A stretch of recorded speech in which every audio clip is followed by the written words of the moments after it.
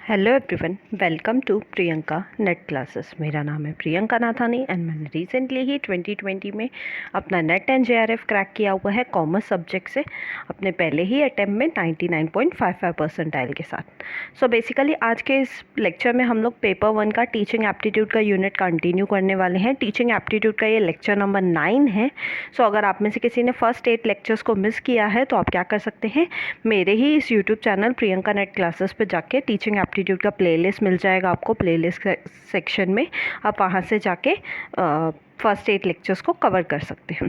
So coming to 9th lecture, बहुत ही important lecture है। क्यों? क्योंकि मैं यहाँ पे ब्लूम्स की टैक्सोनॉमी का अफेक्टिव डोमेन यहाँ पे डिस्कस करने वाली हूँ। 8th लेक्चर में मैंने आपके साथ कॉग्निटिव डोमेन एक्सप्लेन किया था मैंने आपको। इस लेक्चर में मैं आपको अफेक्टिव डोमेन एक्सप्लेन करने वाली हूँ। बहुत ही इंपॉर्टेंट है, इसलिए लास्ट तक बने रहिएगा।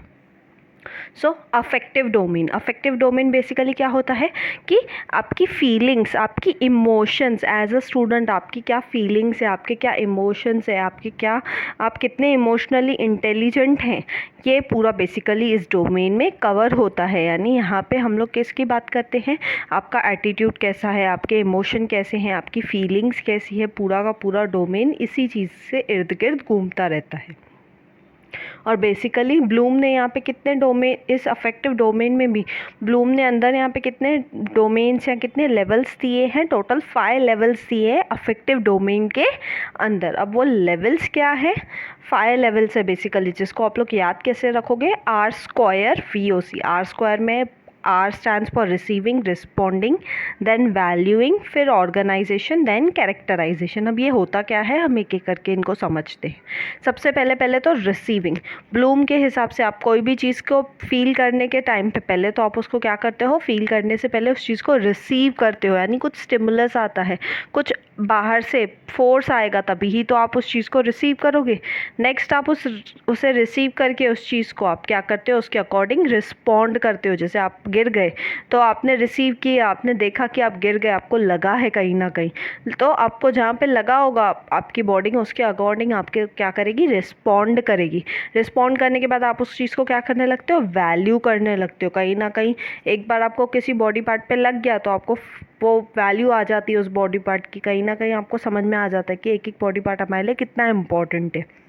नेक्स्ट है ऑर्गेनाइजेशन में यहाँ पे बेसिकली क्या होगा, अब आप क्या करते हो, सब चीज़ों को सही से यहाँ पे आके क्या करने लगते हो, अरेंज करने लगते हो।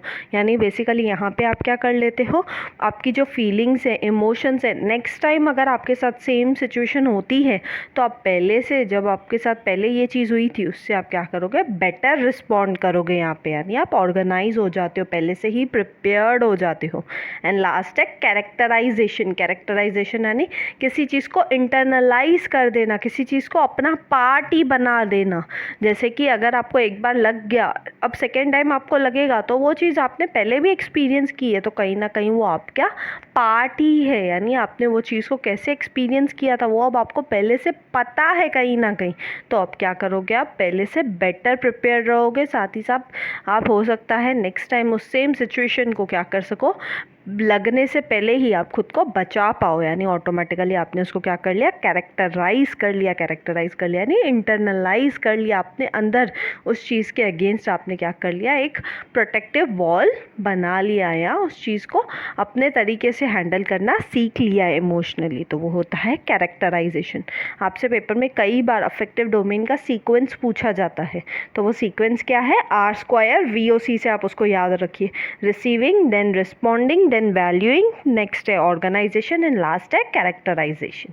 So these were the 5 levels of affective domain. Next lecture, आने वाले लेक्चर में मैं आपके साथ साइकोमोटर डोमेन को डिस्कस करूंगी, देन हमारी ब्लूम की टेक्सोनॉमी ख़त्म हो जाएगी।